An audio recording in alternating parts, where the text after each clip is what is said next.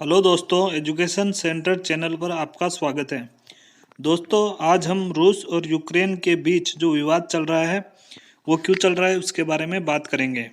दोस्तों, आपको पता होगा रूस जो था वो पहले यूएसएसआर में शामिल था। यूएसएसआर 1991 में 15 देशों में टूटकर अलग हो गया था, जिसमें सबसे बड़ा देश रूस था।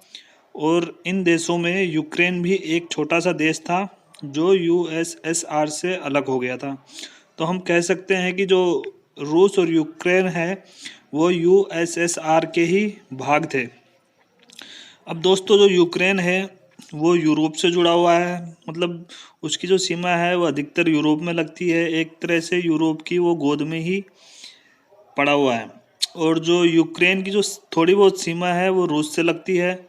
तो रूस ने क्या किया, 2014 में यूक्रेन के एक भाग क्रीमिया पर अपना अधिकार कर लिया। इस प्रकार ये 2014 से ही विवाद चल रहा है। इसके बाद दोस्तों 2022 में अभी रूस ने जो है वो यूक्रेन के जो पूर्वी भाग है उसमें दो राज्य डोनेट्स्क और लोहांस्क को स्वतंत्र घोषित कर दिया है। स्वतंत्र घोषित करने का मतलब ये है कि ये अलग देश है, अपने आप को मान सकते हैं तथा रूस जो है वो इनकी सहायता के लिए सैनिक भेज सकता है। दोस्तों, यूक्रेन के जो राष्ट्रपति है वो जेलेंस्की है तथा रूस के राष्ट्रपति तो आप सबको पता ही है, पुतिन है, जो कि बहुत 20 सालों से लगभग वहाँ के राष्ट्रपति बने हुए हैं। और दोस्तों, ये बात ये हो रही है कि जो यूक्रेन के जो राष्ट्रपति है जेलेंस्की, वो जो नाटो संगठन है उसमें शामिल होना चाहते हैं। नाटो जो है वो यूरोप के 30 देशों का एक समूह है।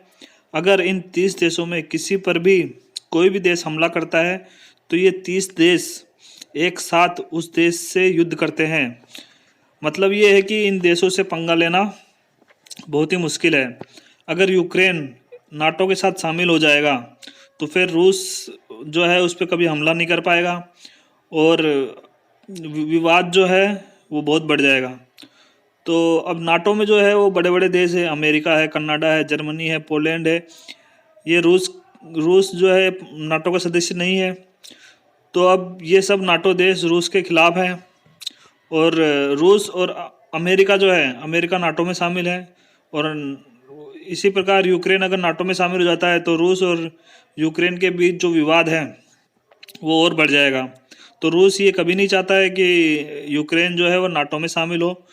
और जो यूक्रेन के राष्ट्रपति है जेलेंस्की, वो पहले एक, आपको सभी को पता है, वो एक कॉमेडियन थे। तो पुतिन उनको एज ए कॉमेडियन ही उनके साथ बिहेव करते हैं तथा पुतिन ने उनसे कहा था कि आप नाटो में शामिल ना हो, नाटो पर हस्ताक्षर ना करें।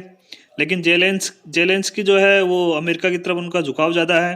तो रूस ने उनको डराने के लिए बहुत सारी धमकियां दी थी, लेकिन वो डरे नहीं।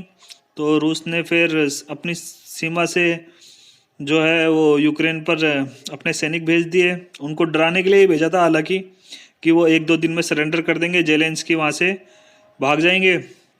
लेकिन हुआ इसका उल्टा दोस्तों। जेलेंस्की डट कर खड़े होकर अपनी सेना के साथ खड़े हैं।